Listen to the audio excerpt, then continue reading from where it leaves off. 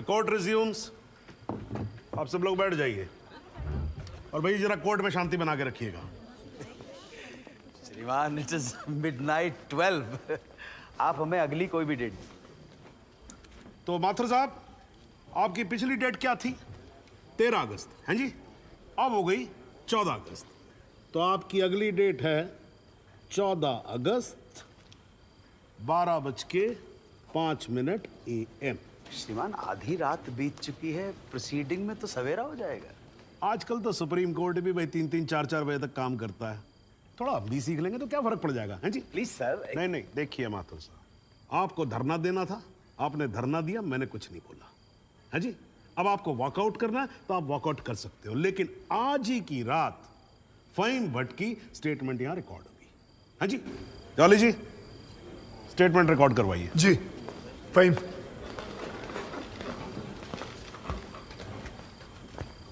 जनाब, बहुत बहुत शुक्रिया। फ़हीम साहब को बताओ क्या क्या हुआ था। जनाब, इस इनकाउंटर से कुछ महीने पहले हमने एक इंटेलिजेंस रिपोर्ट भेजी थी सिंह साहब की टीम को, जिसमें एक कश्मीरी मिलिटेंट इकबाल कादरी के डिटेल्स थे जो यहाँ लखनऊ में छिपा था। जनाब, इस इनकाउंटर से एक दिन पहले मुझको फोन करके यहाँ बुलाया गया ताकि मैं इस बात की शिनाख्त कर सकूं कि जिस इकबाल को इन्होंने पकड़ा है वो इकबाल कादरी है या नहीं। जनाब, जब मैं यहाँ पहुंचा तो उस शख्स का निकाह हो रहा था। मैं देखते ही समझ गया कि ये इकबाल वो इकबाल नहीं है। मगर जनाब, सिंह साहब की टीम ने मुझ पर प्रेशर बनाया कि मैं अपनी रिपोर्ट में ये कहूं कि इकबाल कासिम ही इकबाल कादरी है। मैंने ये करने से मना कर दिया और मैं श्रीनगर वापस चला गया। फिर जनाब, जब मैंने इनकाउंटर की न्यूज़ पढ़ी तो मेरे को जनाब बड़ा अफसोस हुआ। मैंने श्रीनगर में अपने अफसरों को बताया तो बोले बात को रफा दफा करो। मैंने बहुत समझाया उनको, वो नहीं माने। जब वो नहीं माने तो मैंने दिल्ली में सेंट्रल एजेंसी को इस इनकाउंटर की कंप्लेन कर दी। मुझ पर कंप्लेंट वापस लेने के लिए बहुत प्रेशर डाला गया। फिर मैं नहीं माना तो इन्होंने क्या किया जनाब, एक दिन मुझको गिरफ्तार कर लिया, एक झूठा मुकदमा बनाकर मुझे जेल में डाल दिया जनाब, और मेरे को जनाब महकमे से भी बाहर कर दिया जनाब मेरे को। शुक्रिया जनाब। माथुर साहब, आप कुछ कहोगे या नाराज हो अभी तक? अरे नहीं श्रीमान, आपकी नाराजगी मोल लेकर अपनी दुकान थोड़े बंद करवानी है। मगर मैं तो ये पूछना चाहता हूँ, आप तो गुस्सा नहीं है? नहीं, मैं नाराज और आज कुछ नहीं हूं, लेकिन यार अगली बार से तुगलक मत बोलना मेरे को। हाँ जी माथुर साहब, मतलब इस कोर्ट में बैठे बैठे मेरे बाल सफेद हो गए। I think I deserve some respect. क्षमा प्रार्थी हूँ श्रीमान। ठीक है, आप शुरू करो। फ़हीम भट्ट, आप माननीय न्यायाधीश महोदय को बताएंगे कि ये केस क्या है, इस अदालत में हम किस सच्चाई की खोज कर रहे हैं। ये कि कांस्टेबल भदौरिया और इकबाल की मौत कैसे हुई। तो आपने अभी जो राबी चिनाब झेलम जैसी लंबी कहानी सुनाई है, उससे कहीं ये साबित होता है कि इन दोनों की मौत कैसे हुई? क्योंकि मौके वारदात पे आप तो थे नहीं। जी नहीं, लेकिन ये तो पता चल। लेकिन कुछ नहीं। अगर कोई और फिल्मी कहानी सुनानी हो तो जज साहब को सुनाई। इनको फिल्मों में बहुत इंटरेस्ट है, मुझे बिल्कुल कोई दिलचस्पी नहीं है। मुझे तो मेरे प्रश्न का सीधा साधा जवाब दे दो यार, यस और नो। जी नहीं। Very good, well done.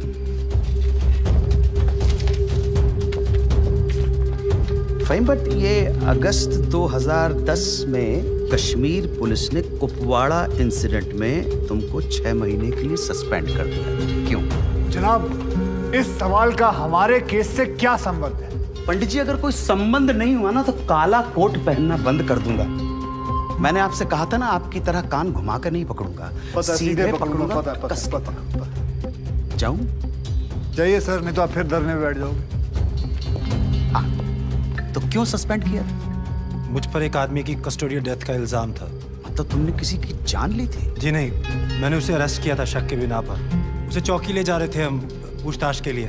बहुत डरा हुआ था, उसने घबरा के पुलिस वैन से छलांग लगा दी। पीछे से ट्रक आ रहा था, वो मर गया। फ़हीम भट्ट, एक बात बताओ, चलती वैन में तुम्हारी पकड़ से एक आदमी डर के मारे कूद सकता है, तो क्या ये मुमकिन नहीं है कि उसी डर के मारे कोई अपराधी कूद जाए, कांस्टेबल की बंदूक छीन ले और भागने की कोशिश करे? जनाब, लीड किया जा रहा है विटनेस को। Objection overruled, please sit down.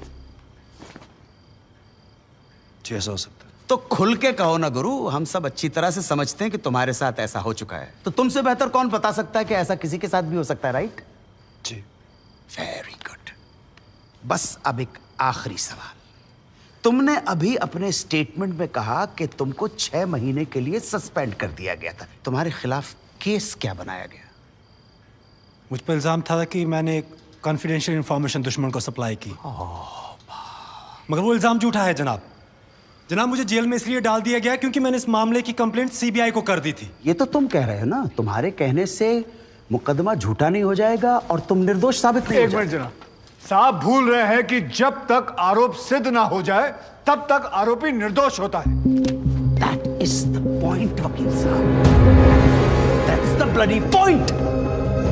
और श्रीमान, इस तर्क के आधार पर तो इंस्पेक्टर सूर्यवीर सिंह और उनके साथी निर्दोष हुए हैं सर। लेकिन 2 मिनट के लिए श्रीमान ये अखबार पढ़िए, टीवी खोल के देखिए। सारा मीडिया, सारा समाज, सारा देश इंस्पेक्टर सूर्यवीर सिंह और उनके साथियों को दोषी डिक्लेयर कर चुका है। His reputation, his career, his future is finished.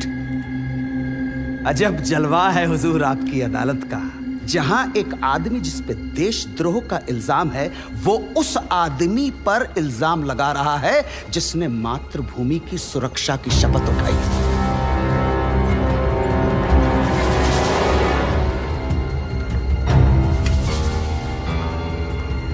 श्रीमान, आज से कई साल पहले इलाहाबाद हाई कोर्ट के बाहर एक बॉम्ब ब्लास्ट हुआ था जिसमें 9 बेकसूर लोगों की जानें गई थी। मृतकों में हमारे बड़े भाई, हमारी भाभी और 7 साल का भतीजा भी शामिल था। इसी आतंकी हमले में हमारे बाबूजी पूजनीय श्री जुगल किशोर माथुर भी घायल हो गए, मगर फिर भी वो आज यहां आए। आधी रात को श्रीमान ये देखने आए हैं कि आप किसके साथ खड़े हो। और श्रीमान, मैं ये पूछना चाहता हूं कि क्या ये न्यायालय इतना कमजोर है कि फैसला भी नहीं कर पा रहा है कि देश को सूर्यवीर जैसे अफसरों की जरूरत है या इकबाल कादरी जैसे हत्यारों की?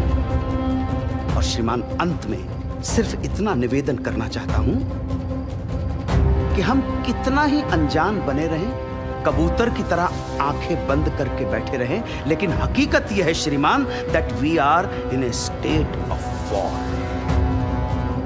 और किसी विद्वान ने बड़ा सही कहा है, everything is fair in love and war. बाकी श्रीमान, न्याय आपके हाथ में। प्रमोद माथुर का प्रणाम स्वीकार करें।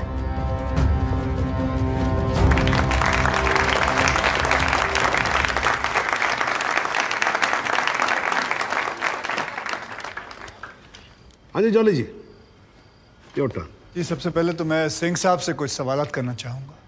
सिंह साहब, आप विटनेस बॉक्स में आइए।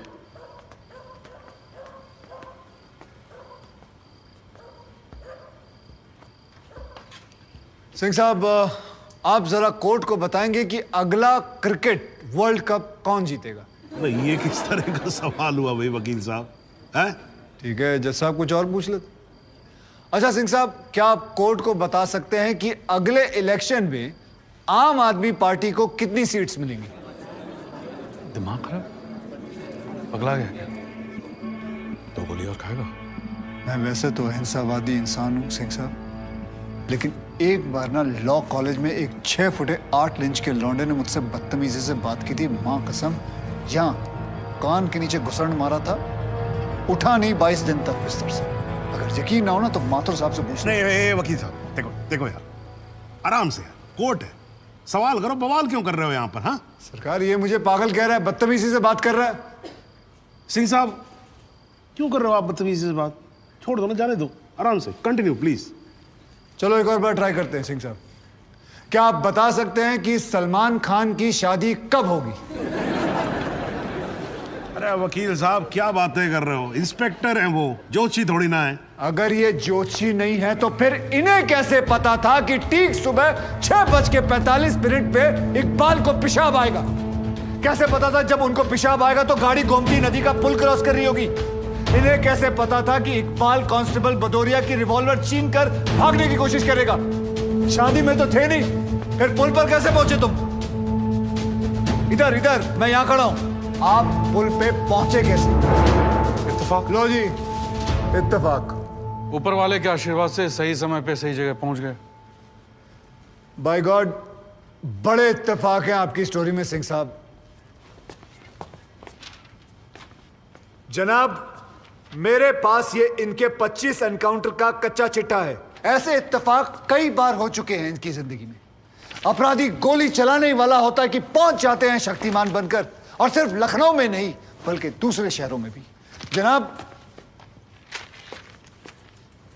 इनके 25 एनकाउंटर में से 19 के खिलाफ मारे गए लोगों के परिवार वालों ने शिकायतें दर्ज की हुई हैं, लेकिन आज तक एक भी मामले में निष्पक्ष जांच नहीं की गई। एंटी करप्शन ब्यूरो की एक रिपोर्ट के मुताबिक इनकी 28 करोड़ की संपत्ति होने का शक है, लेकिन वो भी जांच भी नहीं पूरी कर पाए, पहले ही बंद कर दिया उन्होंने। और ऐसे आदमी को बचाने के लिए हमारे माथुर साहब यहां अपने बूढ़े बाप को व्हीलचेयर पर बिठाकर कोर्ट में लाते हैं। मुझे तो इन पर और इन जैसों पर तरस आता है। नमस्कार, बहुत बहुत धन्यवाद। आपकी वकालत को मेरा